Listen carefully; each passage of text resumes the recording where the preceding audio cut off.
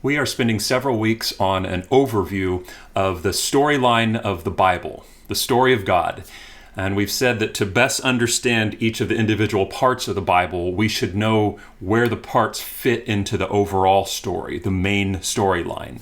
Kind of like if you're watching a movie, you don't want to jump into the middle of the movie, watch 30 seconds, miss the end. You're not going to understand the true meaning of that 30 seconds if you don't get before and after. Last time we looked at the very first part of the story, part 1, from the creation account of Genesis 1 and 2, which we called the purpose. And we learned a lot of things about God in the beginning. We saw that He is creator. He created everything in the world, and so He holds all authority over everything. We saw He's powerful. We said He has no beginning. He existed from the beginning. And we saw that He is, though He's one, somehow He's plural in persons. We saw that everything He created is good. We see that He gives life. And importantly, we see that He cares for and provides for His creation. And that's really important. He's extraordinarily generous to His creation as He cares for it and as He cares for us. We thought through how life in the garden was wonderful, and it was beautiful, and it was rich, both in our relationship, mankind's relationship with each other, relationship with the earth itself, relationship with God as they walked with the Lord. And we focus specifically on Genesis chapter 1, verses 26 through 28, which gave us 3 purposes that God has for humanity. The first purpose is to image God. We ourselves are supposed to reflect who God is. And some of those qualities that we just mentioned, that's what we are to look like, God Himself. Secondly, Adam and Eve are told to fill the earth.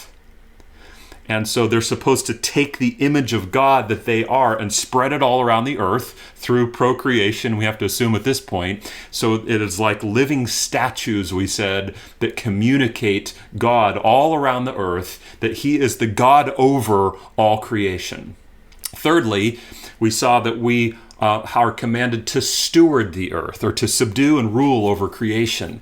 We don't rule like selfish kings, in subjugation and dominating, but we rule as humble servants on behalf of our Supreme King, and we rule like He would rule. We bring chaos into order. We govern in a way that would provide for and bring flourishing to the creation around us. So image, fill, steward. Image God, fill the earth, and steward His creation. And those are the created purposes that God gives at the beginning of the story to humanity. But like any satisfying story, there enters a conflict. Okay, this isn't a Hallmark movie. So in part 2 of the story of God, we're going to look at Genesis chapters 3 through 11, where we read about what we often call the fall. We are going to call it, for our purposes, the problem. Okay, so creation illustrates the purpose, and the fall illustrates the problem. Okay? So, first, the main event.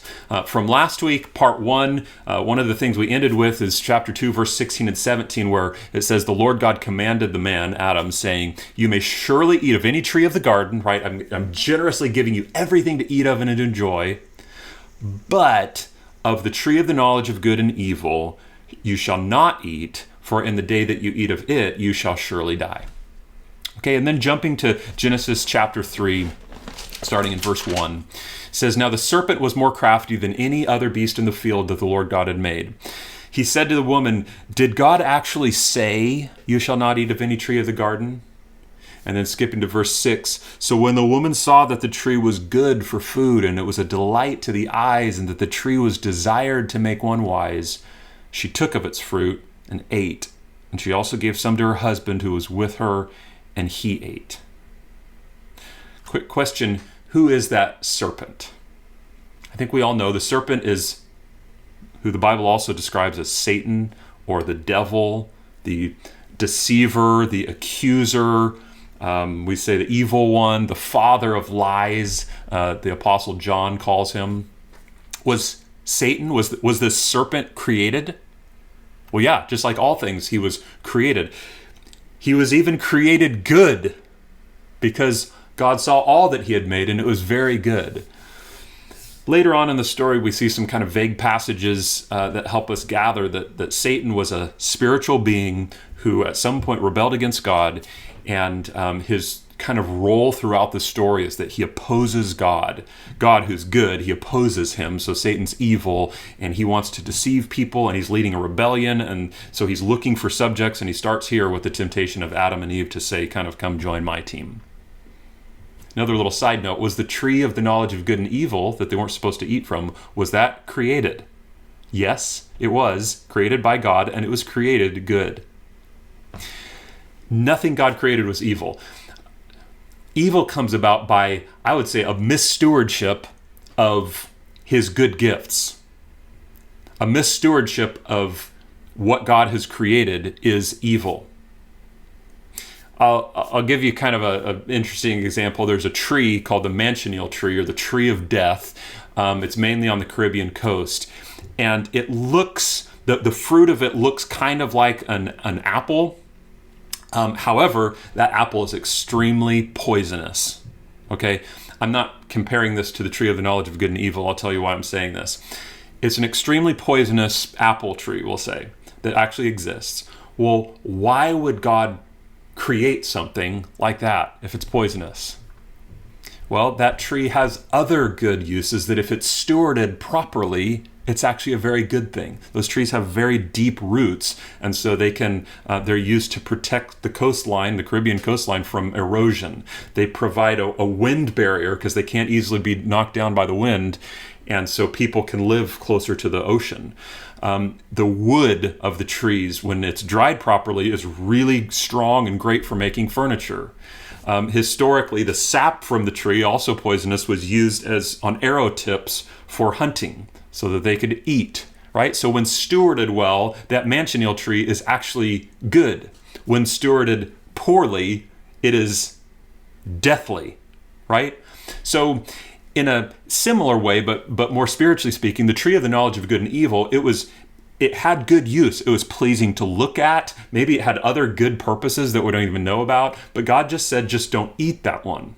It's poisonous, so to speak, right? But Adam and Eve misstewarded God's good gift, and therefore that eating of that became sin and led to all sorts of evil. So of the almost limitless freedoms and generosity God has given to mankind, they choose to do the one thing that God has said not to do. And this is, of course, what we refer to as original sin. Okay, this is sin. Adam and Eve introduce sin into the world. The Bible later defines sin as lawlessness. That's 1 John 3. It's doing wrong, and it's not doing right. Both of those are defined as sin. Sin is whatever does not proceed from faith. So Adam and Eve, when they ate of the tree, they weren't walking in faith, trusting the Lord's good word, but they were doing what doesn't proceed from faith, and so it was sin. So sin is a rejection of God. It is disobedience to God. What happens next?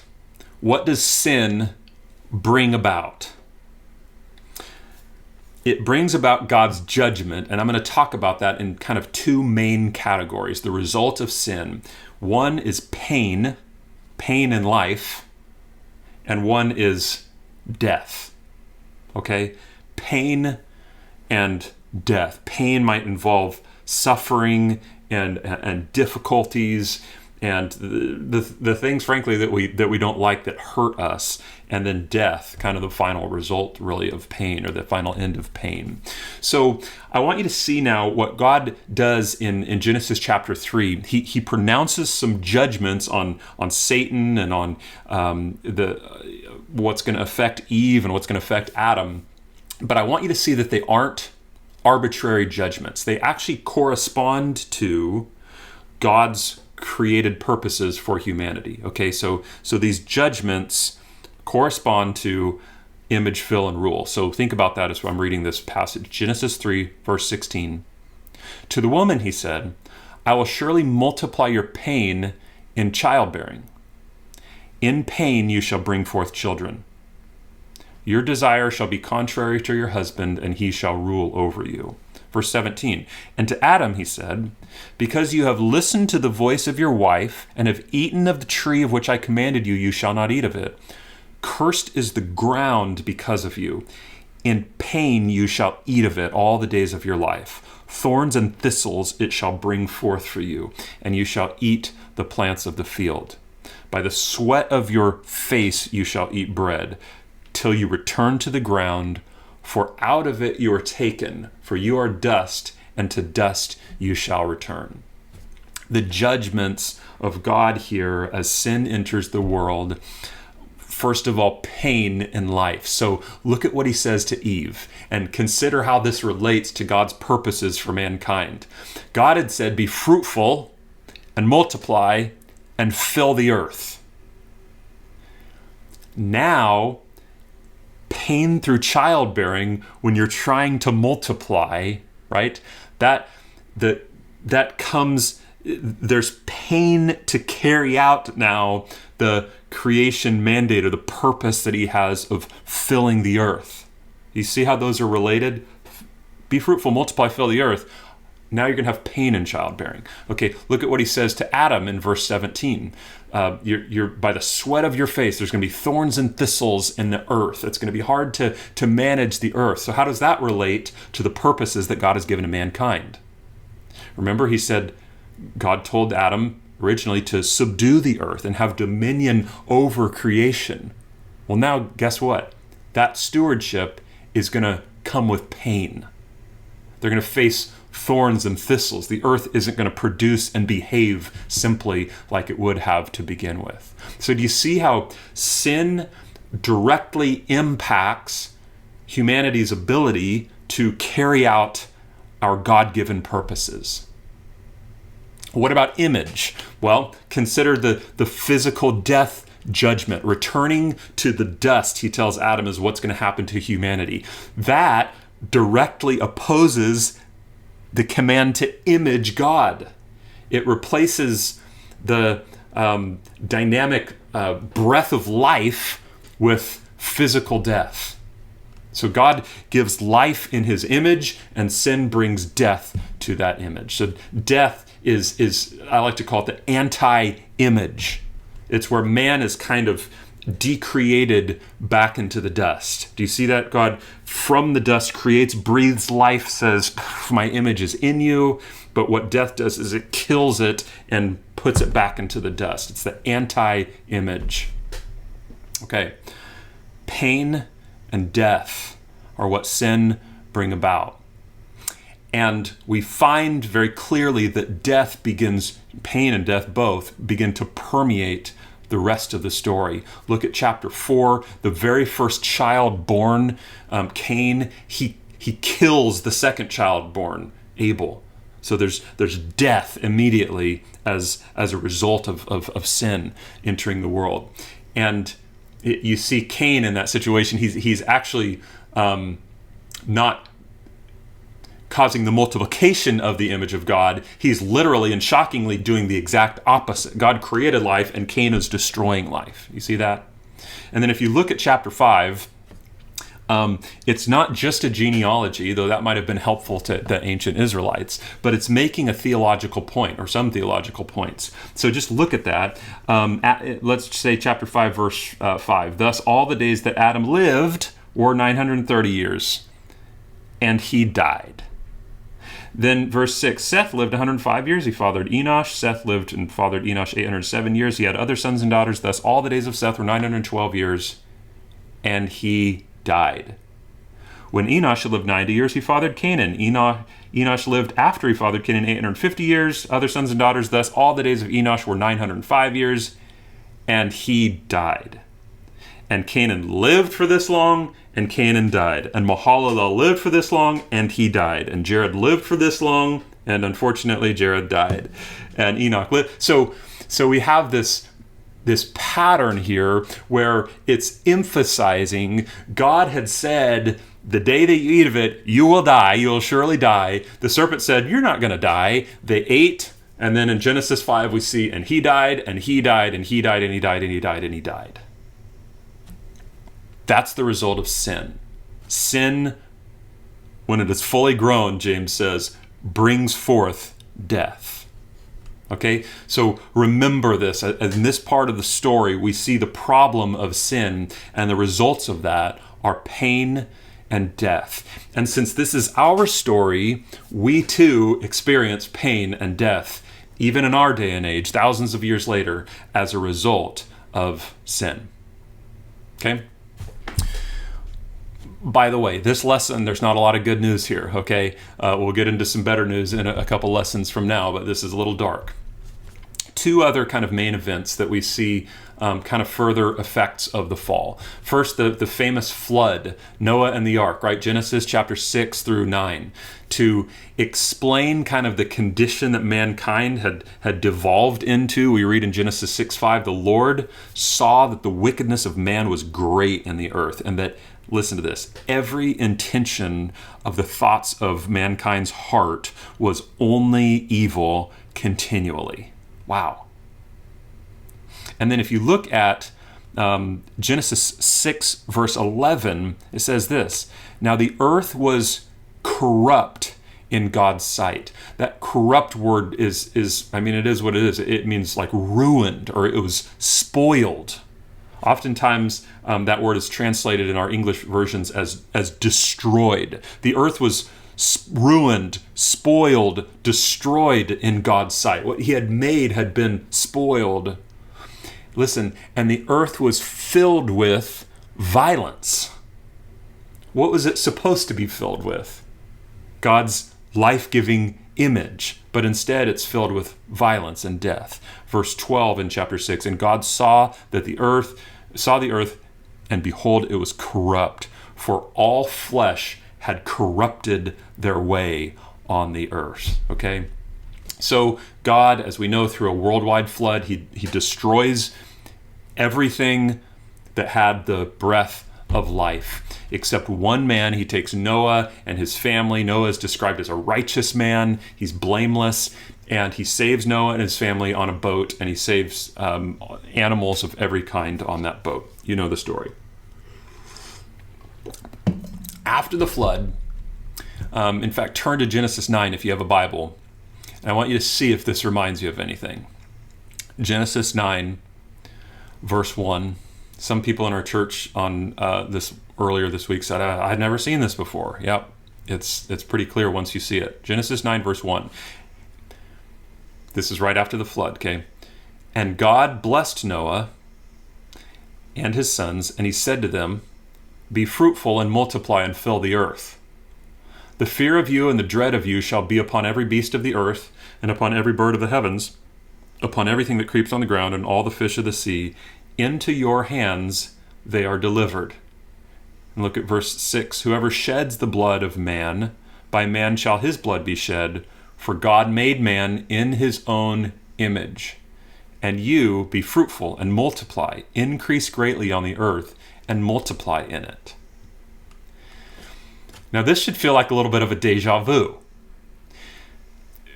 Verse 1 says, he tells Noah, be fruitful and multiply and fill the earth. Verse 2, he says, every creature is delivered into your hand. Verse 6, he says, God made man in his own image. So this is super important to grab. We see here after the flood, this is like a fresh start. It's a restart to creation. And what happens? God again expresses the same purposes for humankind. He tells the new first family, hey, let's try this again. I said, you're created in my image. Image me. I said, fill the earth, multiply, fill the earth with my image, and steward it. It's given into your hands for you to have dominion over, okay? I said, image, fill, and rule. This is what I want you to do, okay? And I think God is very purposely in his word wanting us to see this is kind of it's a restart here. He uses very, very similar language. If you look at Genesis 1, verse 28, and Genesis 9:1, it says, and he blessed them, Adam and Eve, and he blessed Noah. And God said to Adam and Eve, be fruitful and multiply and fill the earth. And God said to them, Noah and his sons, be fruitful and multiply and fill the earth. Okay, this is a clear, fresh start. We're doing this over again. And God tells us again what does God designed humanity to do. Image me, fill the earth, and steward the creation. And I'm blessing you to do so. So how will it go this time? I kind of imagine, I wonder if the angels are like taking bets on, well, how long is it going to be before, this version 2.0 messes up? I'm not sure how long it took Adam and Eve, how long they lived wonderfully in the garden with no sin. It seems like just, a chapter after their creation is being described, we read about the fall, so maybe it wasn't all that long. Here, at the beginning of chapter 9, this kind of recreation story of sorts, and you don't even get to the end of chapter 9 before the very next event happens that describes another fall. The end of chapter 9, verse 21, Noah gets drunk. Then Ham sees his father naked, and it's hard to tell exactly from the text what happened, but somehow Ham sinned against his father and dishonored him. And so we see that sin is present once again, even though we started with a quote-unquote righteous man. And I think God is clearly in his word trying to connect creation 2.0, we could call this, to creation 1.0. Adam and Eve, they misstewarded the fruit of the tree, and they found themselves naked and ashamed. In Genesis 2, we read, or Genesis 3. Noah misstewarded the fruit of the vine and found himself, we read in Genesis 9, naked and ashamed. So it's the same pattern happening. The result of sin, just like with Adam and Eve, it was the discord between the sons, Cain and Abel. Well, if you go on to read, you see discord between the sons of Noah. And then we read this haunting refrain that we first read in chapter 5 after Adam and Eve's fall in the genealogy. We read in Genesis chapter 9 after the flood, Noah lived 350 years, verse 29, and he died. Sin, pain, death, even with a fresh start, have not gone anywhere. So what is God saying to us in this story? I'd say he's clearly telling us about his purposes. My purposes haven't changed. Adam and Eve, I want you to image me, fill the earth with that image, and steward the creation that I've given you. He tells the very same thing to Noah and to Noah's family. His purposes haven't changed. What does it tell us about mankind? What is God telling us? Mankind will sin. We are born into sin. Chapter 8, Genesis says the intention of man's heart is evil from his youth. It's everyone. It's every one of us born into sin. Later in the story, Paul tells us in Romans that sin came into the world through one man, and death through sin. And it spread to all men, and all have sinned. Okay? What does it tell us about sin? Sin, the nature of sin doesn't change. It still brings forth, as we see in the story, pain and death. Proving what Paul later says in Romans 6:23, for the wages of sin is death. Or like I said, James says, sin, when it is fully grown, brings forth death. So this story of Noah and the flood kind of answers the question, well, what would happen if we started over? Like, were Adam and Eve just a fluke, like this unlikely coincidence that was improbable to happen again? No. The issue of sin and its consequences is not going away, even with good people like Noah and his family. Moving on, one more key event in this section, the Tower of Babel. In chapter 11, this is when everyone on earth was still living roughly in the same area and speaking the same language. Listen to what they say at this point in Genesis chapter 11, verse 4. Come, let us build ourselves a city and a tower with its top in the heavens. and let us make a name for ourselves, lest we be dispersed over the face of the whole earth. Now, I want you to compare that to God's purposes. How does it contradict God's purposes? First of all, they say, we want to make a name for ourselves. That's not imaging God, that's showing off ourselves. We're supposed to reflect God, not create a new image ourselves. Secondly, what they say there is, we don't want to be dispersed over the whole face of the earth. God's purpose was to be fruitful, multiply, fill the earth, spread my glory everywhere. And they're saying, we want our glory and we want it to stay right here. We don't want to be spread. So again, the sinfulness of mankind, and Babel is just this picture of kind of the height of the rebellion of humanity against God in this passage, Genesis 11. And we see that it is working directly against the created purposes that God gives to mankind. And so I always get a little chuckle out of Genesis 11:7, where God says, I'm going to go down and I'm going to confuse their language so that they can't make a name for themselves. They can't just image themselves.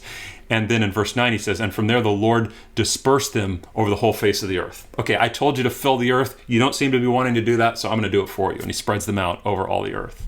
So God's like, he's moving his purposes forward, whether they like it or not. So just in summary, just kind of these three main events we look at. The fall, right? Adam and Eve. The result of that sin is pain and death. We see the flood, which is this giant restart, but the same thing, sin and death. Sin has kind of locked its teeth in, it's not going away.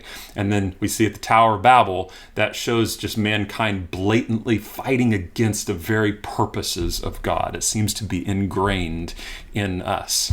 And so just maybe a couple questions we could ask. What do we learn about mankind through this story? We learn that because of sin, we have broken relationship with God. It says in Genesis 3, they heard the sound of the Lord walking in the garden in the cool of the day when they're still in the Garden of Eden, and the man and his wife hid themselves from the presence of God. That's so sad. And removing yourself from God's presence, who is the one who gives life, really, we could call that spiritual death, just being removed from God's presence. Same thing happens with Cain after he kills his brother. It says he went away from the presence of the Lord. That leads to death. So we see this broken relationship with God, the separation from God's presence, which means death. What else do we learn about mankind? We learn also that because of sin, we have a broken relationship with each other. Genesis 3:16 talks about this conflict now that is going to exist between man and woman. Between husband and wife, there's going to be this tension, this conflict. Obviously, we see Cain kill his brother Abel, and lots of other examples of mankind now not having true fellowship with each other, but being in conflict with one another. We learn anything else about God in this passage? I like to point out that we see that God is personally and emotionally engaged in real world, or in real time, in the real world. So even though he's kind of created this story, he's also watching it unfold. It says in Genesis 6 that the Lord saw the wickedness of mankind. He saw that it was great. So he's watching these things unfold. It says at some point that he had regretted creating them. So very interesting how you can kind of create this story, and as you watch it unfold, you can have regrets. But he's working and talking to people in real time in the story that he's created. We also see clearly in this section that God is judge, which, remember, he's a rightful judge. He holds all authority. He created everything. He can judge how he wants. And we see judgments in the three main events here, right? We see the judgment of pain and childbearing, and pain in working the earth, and we see the judgment of death, returning to the dust. We see the judgment, in Noah and the flood, and how the whole earth, everything with the breath of life except the one family and a few animals are are killed. We see judgment in the Tower of Babel, where people are just spread across the world, and I'm sure that was not an enjoyable thing for people that had to part ways. But we see God as judge. Now, a correction that I like to add here in the story, remember every week I might have a correction or two, just a correction to what I think people's kind of gut reaction or preconceived idea or feeling towards the Bible and the story of God. Here's a correction that we can make. Some people think that when they see God as judge, that he's a mean God. Especially when we read stories in the Old Testament, they think, man, God is just eager to judge. He's mean. He's killing people. He's sending people to hell. Okay? I want to disperse that theory. And as we move through, especially next week, a lot of the Old Testament, I want to disperse that God is a mean judge, okay? Remember in the garden, God said, I'm breathing life into you, Adam and Eve. I'm blessing you. I'm giving you all creation, beautiful to look at, wonderful to the taste. I'm giving you all these things. Eat, enjoy, have freedom, love it all, live your life, flourish. I'm giving all things into your hands. I give you even a tree that you can eat of so that you can live forever. The food tastes good. You can rule over the earth. You're given a special place. You're bearing my image. You will have my strength. You have the leadership. You have me, my character that you can live in, and so that life will flourish. Just don't eat the one tree, because then you'll die. Okay? And that's the thing that they did. So is God mean in bringing about the judgments that he brought? It's not like we could say to God, well, God, I can't believe you would have such harsh consequences. He made it very clear, in the day that you eat of it, you will surely die. Was something not clear about that? Was that mean that God made the one thing, the poisonous apple or persimmon or whatever it was going to be? Was that mean of God? No, he's just saying, this is the way that I created this tree. You got to use it in the right way. Here's everything else that you have. Just enjoy the earth. And it's not mean. God's judgment, he's very clear in what it's going to be, and he's faithful to do what he said to do. And it's good that he does what he says he's going to do in judgment, because his directions, the law that he gives us in life, is meant for our good, so that we can properly enjoy and subdue and steward his creation. Okay, so just if somebody says, well, God's mean for doing those things, so far in the story, God is very gracious and very generous and very giving. And he just says a few things, don't do this. So it's not mean when God just follows through on the things that he says he's going to do. Okay. What is this section telling us? Why does this section kind of contribute to the whole story of God? As much as we imagined in Genesis 1 and 2, the glorious life of the pre-fall humanity, this darkens and defeats that. So last week we talked about what it would be like to live in the beauty of the garden and fruitful relationships with each other, and healthy, fruitful relationships with the earth around us, how it just would produce. You plant a seed and it would just grow, and there wouldn't be thorns around it. I mean, it would just be wonderful. Not to mention, we have the presence of God himself, our creator, face to face, it seems, walking along with us in the garden. I mean, just incredible garden or kingdom that we're living in. But now, since sin, man is at odds with the natural world. Procreation is hard, working the ground is hard, painful. Man is at odds with each other. Brothers killing brothers, marriage relationship damaged. Man is at odds with God. He loses God's presence. In Genesis 3, it says God drove the man out. And at the east of the garden, he placed a cherubim and a flaming sword that turned every way to guard the way to the tree of life. He says, you're banished from some of this goodness that I've created in my presence. And we see, I hope you can see clearly, that now, because of sin, man is at odds with God's created purposes for us. Now, instead of imaging God and filling the earth and this fruitful life and stewarding the earth, now, instead of those things, the world is filled with pain and with death. And mankind ever since has been fighting against God's design for us to fill the earth with his glory and steward the earth for his glory. And every one of the images of God ultimately is going to be destroyed by death at this point in the story. So this is horrible. All of creation, good creation of Genesis 1 and 2 has crumbled. Mankind, the earth, the heavenly beings, it seems like things could not be worse at this point in the story. And so we call Genesis 3 through 11 the fall, or for our purposes, the problem. Okay? Try to end on a good note. Like any story, there's a conflict that arises, but we should be asking, okay, but how is that problem, how is it going to be solved? How will it be resolved?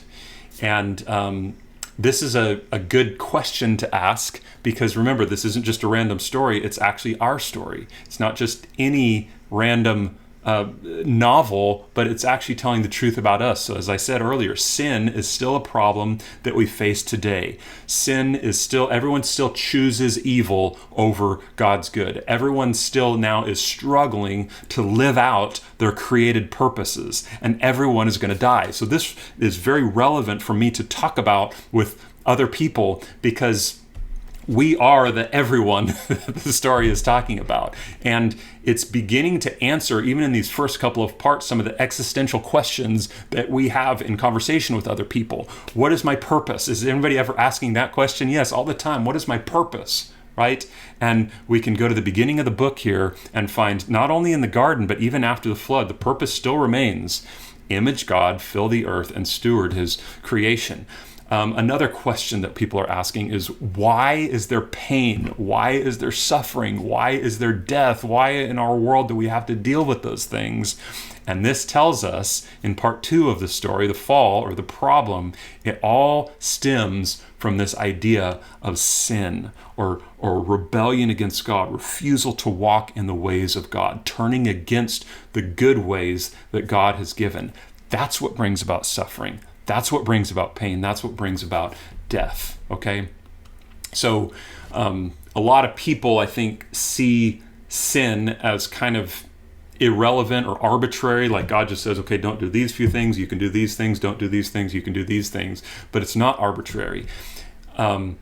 Everything bad or horrible that we experience in life somehow relates to sin and what sin brings about in the world. So sin is the reason why the world isn't all as it should be, the utopia that we all wish that it was, okay? That answers that existential question of why is all the pain and suffering around us, right? So I don't know if you ever talk about those things with people, but right here in the beginning of the story, we're having these questions begin to answer. Also, like a good story, I want to point out some good news here. Genesis chapter 3, verse 15. We'll end with this. Genesis 3:15, in the midst of all this bad, God says to the serpent, to Satan, I will put enmity between you and the woman, and between your offspring and her offspring. I mean, initially I see that and I'm like, oh, okay, so people are going to be scared of snakes, or there's going to be conflict with people and snakes. Well, that's mostly true. A few people I've met in life that like snakes, but most are like, ooh, they're the worst. I will put enmity between you, serpent, and the woman, and between your offspring and her offspring. And then this line, he, which is her offspring, he shall bruise your head, and you, serpent, shall bruise his heel. Okay, so very interesting. A lot of things going on there. The offspring of Eve, we aren't given a name, but it's a person, a man, he, okay? He shall bruise the serpent, Satan's head, and you, talking to the serpent. So is this serpent going to live a billion years? Or, you're going to just live on until this happens? I don't know. Maybe this serpent is more than just a serpent. Maybe he's actually Satan himself, which we've said. But He will bruise your head and you shall bruise his heel. So if you think about that, a strike to the head can be fatal, right? A strike to the heel is going to do less damage probably than a strike to the head. Okay, so what is God saying here? He's foreshadowing one day, generations down the line, there will be an offspring of Eve, one of her descendants, who will make a fatal blow to the head of the snake, who will still be existing at that time. So Satan. This is called the proto-evangelium. Proto-evangelium, it means the first gospel. Okay? And so this is just a little hint, a little foreshadowing, and a lot of really bad news in this part of the story of some good news of what ultimately will come, or who will ultimately come to solve that problem. So stay tuned for that.